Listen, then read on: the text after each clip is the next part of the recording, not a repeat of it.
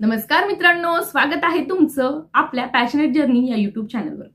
मित्रांनो, कालच तुम्हाला आनंदाची बातमी कळालेलीच असेल, मला वेगळं सांगायची गरज नाहीये। आपल्या कम्युनिटीद्वारे त्याचबरोबर टेलिग्राम चॅनल्सवर, वेगवेगळ्या युट्यूब चॅनल्सवर, पेपरमधून तुम्हाला कळालेलं आहे की ज्या गोष्टीसाठी आपण वर्षभरापासून वाट बघत होतो ते प्रेफरन्स आलेले आहेत, सर्व जाहिराती आलेल्या आहेत।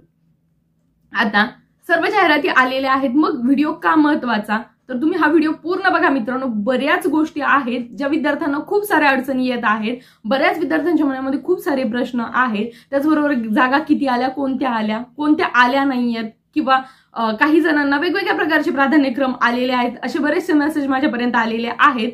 तर मग ते का आले, बऱ्याच गोष्टीवर आज आपण सविस्तर या व्हिडिओमध्ये बोलणार आहोत। त्यामुळे व्हिडिओ खूप महत्त्वाचा आहे, तुमच्या बऱ्याच प्रश्नांची उत्तरं तुम्हाला यामधून मिळतील, त्यामुळे व्हिडिओ शेवटपर्यंत नक्की बघा।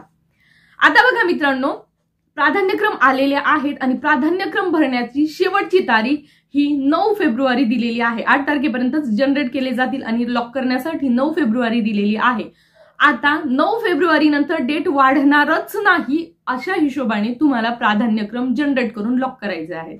आता कालपासून सगळ्या जाहिराती तुमच्या समोर आलेल्या असतील, तुम्ही जाहिराती बघितल्या असतील, इथे एवढ्या जागा, तिथे तेवढ्या जागा, या गोष्टी तुम्हाला कळाल्या असतील। नसतीलही कळाल्या तर आपल्या टेलिग्राम चॅनलवर जा, मी सगळ्या जाहिराती तिथे टाकलेल्या आहेत, तिथून जाऊन बघा। आता दुसरी महत्त्वाची गोष्ट, प्राधान्यक्रम जनरेट झालेले आहेत। काल बऱ्याच जणांना 404 चा जो एरर येत होता तो आज येणार नाही, कारण काल संध्याकाळी वेबसाईट खूप लोड घेत होती। रात्री 11-12 वाजेनंतर थोडीशी वेबसाईट व्यवस्थित चालायला लागली होती, त्यामुळे कदाचित काल भरपूर आपले जे काही 2 लाख किंवा 1 लाख जे काही विद्यार्थी होते ज्यांनी रजिस्ट्रेशन केलं ते सगळे त्यावर तुटून पडले असतील, म्हणून तुम्हाला एरर येत असेल। तेव्हा आज पुन्हा जर ज्यांचे प्राधान्यक्रम काल जनरेट झाले नसतील त्यांनी आज पुन्हा जा, प्राधान्यक्रम आजच्या आज जनरेट करा। सर्वांनी आज दिवसभरामध्ये प्राधान्यक्रम जनरेट करून घ्या। प्राधान्यक्रम जनरेट केल्यानंतर मित्रांनो, त्याची जी PDF आहे ती मोबाईलमध्ये घ्या किंवा मग तुम्ही त्याची प्रिंट काढा। मी शक्यतो तुम्हाला रिकमेंड करेल की तुम्ही प्रिंट काढून घ्या, म्हणजे जेणेकरून तुम्हाला लक्षात येईल की मला कोणता प्राधान्यक्रम आलेला आहे। आता मला तुम्हाला एक गोष्ट यामध्ये खूप क्लिअर सांगायची मित्रांनो, ज्या ठिकाणी तुमच्या कास्टला जागा नाहीये परंतु त्या ठिकाणी ओपनला जागा आहे, ते प्राधान्यक्रम तुम्हाला आलेले आहे।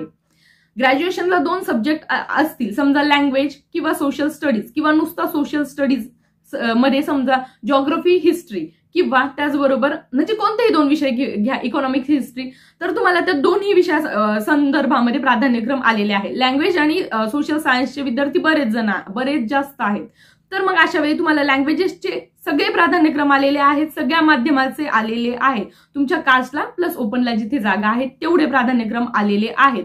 आणि लँग्वेजेसचा टीचर सर्व माध्यमांना शिकवू शकतो, त्यामुळे लँग्वेजेस मला उर्दू माध्यमाचा प्राधान्यक्रम आलाय, मी देऊ का? तर द्यायचा आहे। हा, तुम्हाला भलेही असं वाटत असेल की उर्दू शाळेवर जॉब करण्यापेक्षा मला मराठीला प्रेफर करायचं आहे, तर तुम्ही ते जे प्राधान्यक्रम आहे शेवटी द्या। उर्दू, कन्नड, इंग्रजी, हिंदी सगळ्या माध्यमाचे प्राधान्यक्रम लँग्वेजेसच्या टीचरला आलेले आहेत। हिंदीत लँग्वेज, मराठी लँग्वेज, त्याचबरोबर इंग्लिश लँग्वेज, जे लँग्वेजेसचे टीचर आहेत त्या सर्वांना सर्व माध्यमाचे प्राधान्यक्रम आले आहे। जरी सर्व आलेले असेल ते खूप जास्त नाहीत मित्रांनो, कमीच जागा मिळालेल्या आहेत, लँग्वेजेसला जागा कमीच मिळालेल्या आहेत। सोशल सायन्सच्या बाबतीमध्ये मला एक गोष्ट तुम्हाला प्राधान्याने सांगायची आहे की सोशल सायन्स मध्ये सगळ्या गोष्टी येतात, जसं की हिस्ट्री, इकॉनॉमिक, आपण मराठीतच बोलूया, इतिहास, भूगोल, अर्थशास्त्र, त्याचबरोबर समाजशास्त्र, आणि आणखी माझ्याकडून काही राहिलं सगळं येतं।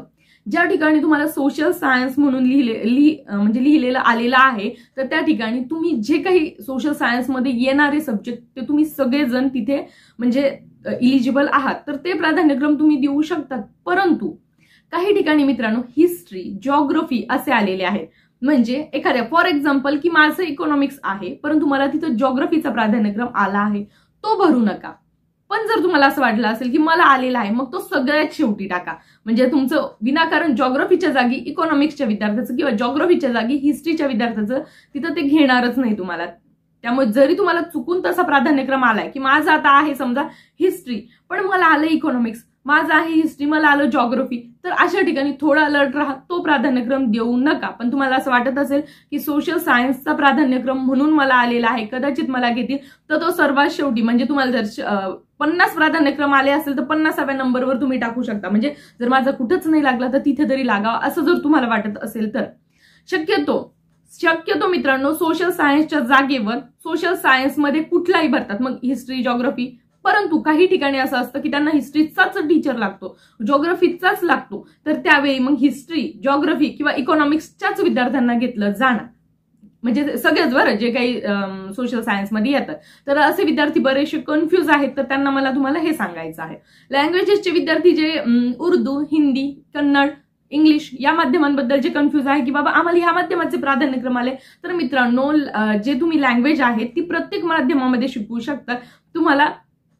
आणि प्रत्येक म्हणजे उर्दू माध्यमाच्या विद्यार्थ्यांना हिंदी येतं, इंग्लिश माध्यमाच्या विद्यार्थ्यांना हिंदी, मराठी येतं, त्याचबरोबर कन्नड माध्यमाच्या विद्यार्थ्यांना देखील हिंदी येतं. त्यामुळे ज्यावेळी तुम्ही लँग्वेज टीचर म्हणून तिथे जाणार आहात किंवा तुम्हाला ती भाषा शिकवायची, मग ती मराठी असो, हिंदी असो, तर तुम्ही मराठीमध्ये किंवा त्यांना नाही कळलं तर हिंदीमध्ये एक्सप्लेन करू शकतात. त्यामुळे तसा तुमचा इश्यू येणार नाही की बाबा मी लँग्वेजेसचा टीचर आहे, माझी मदर टंग मराठी आहे, मग मी उर्दूला शिकवू शकतो का? शिकवू शकतात तुम्ही. इंग्लिश टू हिंदी या कॉन्सेप्टने शिकवू शकतात आणि हे म्हणजे या गोष्टी आहेत, तर त्यामुळे त्याचा काहीच इश्यू नाहीये. तर तुम्हाला प्राधान्यक्रम तसे आले असतील तर तुम्ही देऊ शकता. फक्त काही जणांना हे वाटू शकतं की बाबा मला उर्दू मीडियमवर जॉब म्हणजे मराठी मीडियम मला प्रेफर करायचंय, तर मी तुम्हाला एवढंच सांगेल तुम्हाला जेवढे प्राधान्यक्रम आलेले आहे 50, 100, तर शेवटी ते टाका. म्हणजे जर तुमचा नंबर कुठे लागतच नसेल तर तिथे तरी लागेल. पण जर तुम्हाला असं वाटत असेल की नाही मला तिथे जायचंच नाही, तर अजिबात प्राधान्यक्रम टाकू नका, जेणेकरून दुसऱ्या विद्यार्थ्यांना मित्रांनो त्याचा फायदा होईल. आणखी मला मित्रांनो तुम्हाला प्राधान्यक्रमाबद्दल एक खूप महत्वाची गोष्ट सांगायची आहे की तुम्हाला ज्या ठिकाणी अजिबात तुम्ही जाणारच नाही तिथे तुम्ही अजिबात मित्रांनो प्राधान्यक्रम देऊ नका.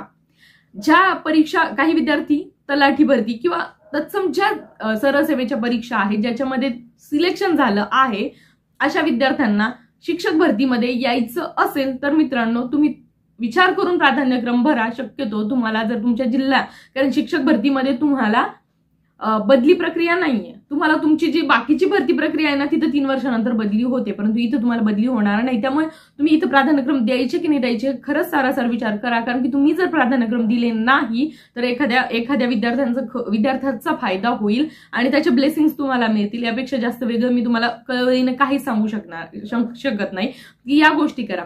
आणखी मला एक सांगायचं मित्रांनो, अजूनही आजच्या सिच्युएशनलाही काही परीक्षांचे निकाल लागणार आहेत किंवा काहींच्या आन्सर की झालेल्या आहेत, तर त्या ठिकाणी पण तुम्हाला असं वाटत असेल की मला 170 अबाव तिकडे मार्क्स जास्त आहेत बाबा मला आणि माझं तिकडे होऊ शकतं, तर इकडे प्राधान्यक्रम देताना थोडासा विचार करा की मी ज्या जिल्ह्यामध्ये जाऊ शकतो किंवा मला ज्या जिल्ह्यांमध्ये जायचं आहे तर तेवढेच प्राधान्यक्रम द्या. कारण कदाचित 170 वर जरी तुमचं तिकडे सिलेक्शन नाही झालं तर इकडे तुमचं होणार असेल. म्हणजे असं नाही की तुम्ही पूर्णच जे 35 आपल्याला 34 जिल्हा परिषदा आलेल्या आहेत तर त्या 34 जिल्हा परिषदात द्यायच्या असं कुठंच नाहीये.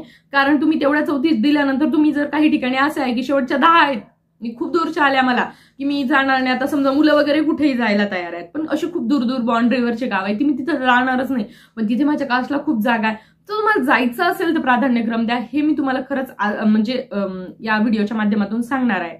आता तुमच्या 1-2 गोष्टी मी तर क्लिअर केलेल्याच आहेत.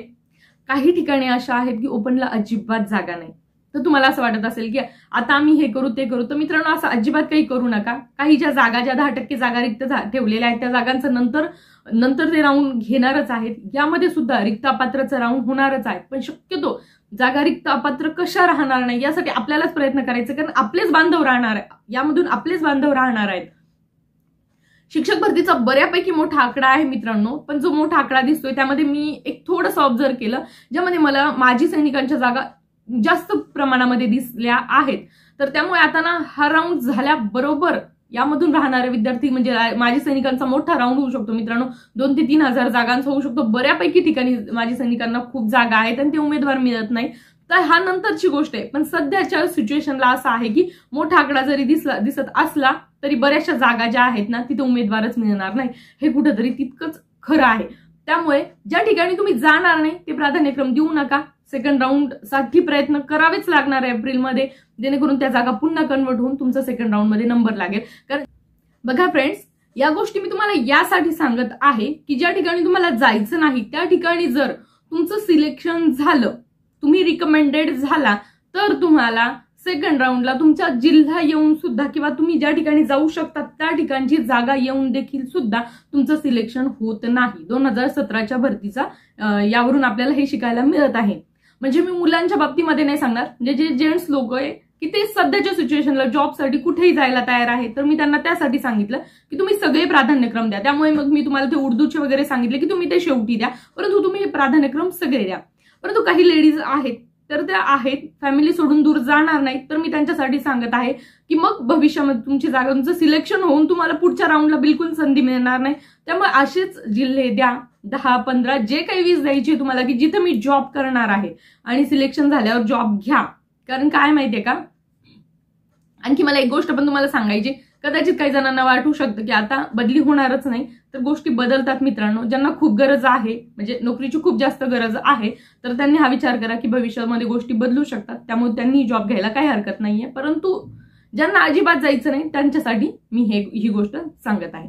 जागा बऱ्यापैकी दिसत आहे मित्रांनो, तुम्ही बघत आहात, तुम्ही बघितलंच आहे रयतच्या वगैरे. पण काही जणांना असं आहे की बाबा मला जागा आलेल्या नाहीये किंवा मला माझं हे क्वालिफिकेशन आहे आणि मला एवढे मार्क्स आहेत, तर जागा या मार्क्सनुसार आलेल्या नाहीये, जागा या क्वालिफिकेशननुसार आलेल्या आहे. मार्क्स सध्या थोडे साईडला ठेवा. मार्क्सचं गणित केव्हा येईल?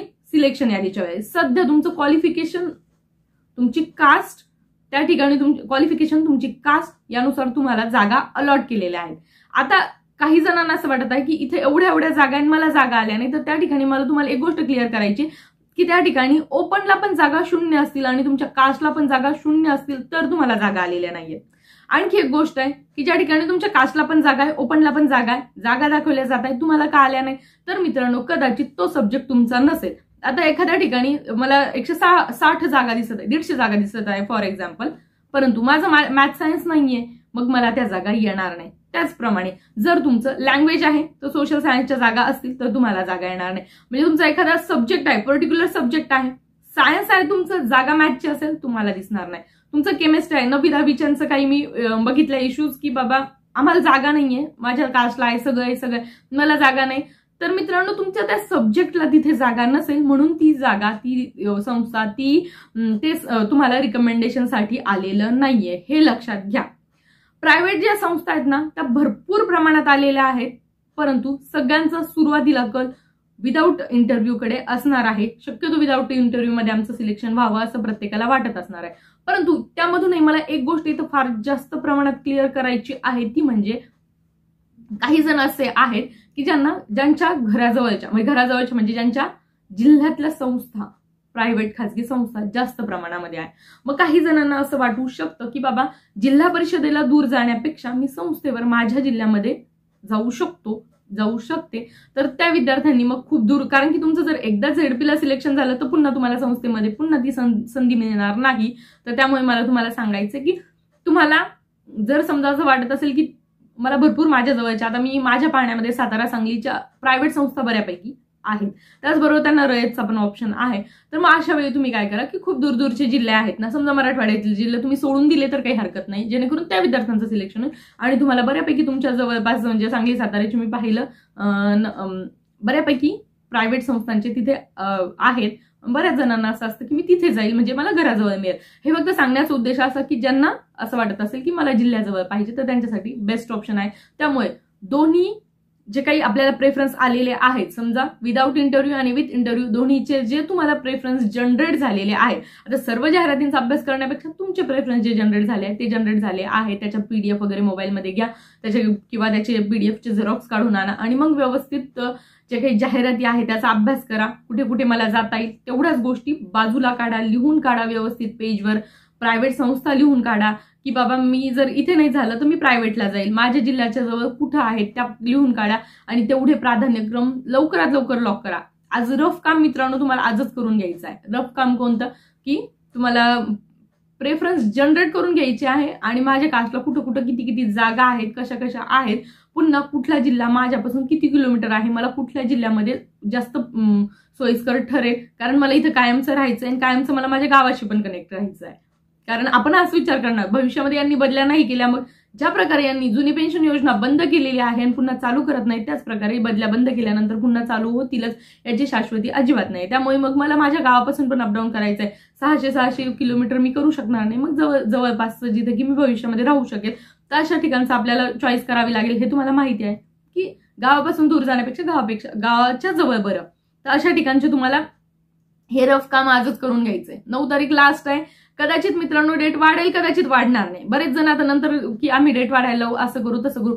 परंतु मला तुम्हाला यातून एक गोष्ट सांगायची आहे की यांना जर उमेदवार गाळायचे असतील, समजा जर 90% उमेदवारांचं रजिस्ट्रेशन झालं, 10% राहिलं तर काही हे नाही. पण खूप जणांचं राहिलं आणि कदाचित डेट नाही वाढली तर मग ते यासाठी पण डेट वाढवणार नाही की म्हणजे ठीक आहे जेवढे आले तेवढे आले. कारण की आचारसंहिता मार्च महिन्याच्या पहिल्या आठवड्यात लागणार आहे. त्यापूर्वी तुमची सिलेक्शन यादी लावायची आहे. सिलेक्शन यादी लावताना मित्रांनो खूप गोंधळ होतो. म्हणजे त्यांना टेस्ट रिटेस्ट घ्यावे लागतात. 2 ते 3 आठवडे त्यामध्ये लागतात. आणि म्हणजे ज्या दिवशी तुम्हाला सांगितलं जाईल की आज तुमच्या याद्या लागणार आहे तर त्या दिवशी रात्री 12 पर्यंत पण याद्या लागतात की नाही लागतात किंवा काही प्रॉब्लेम येतो, पुन्हा ते 8 दिवस चालल्या जातील आणि चुकून आचारसंहिता लागली तर ह्या गोष्टी राहू नये. त्यामुळे कदाचित माझ्या मते डेट वाढणार नाही. वाढली तर फार 1 दिवस 2 दिवस तुम्हाला त्या म्हणजे 8 दिवस तर बिलकुल मिळणार नाही. त्यामुळे रफ काम आजच करून घ्या. तुम्हाला काहीही या संदर्भामध्ये प्रश्न असेल ना तर तुम्ही कमेंटमध्ये कळवा. मी प्रत्येकाच्या कमेंटचं उत्तर देईल. मला काही जण मोबाईल नंबर वगैरे मागतायत तर मित्रांनो तुम्ही काय करा, टेलिग्राम चॅनलला जा. तिथे तुम्ही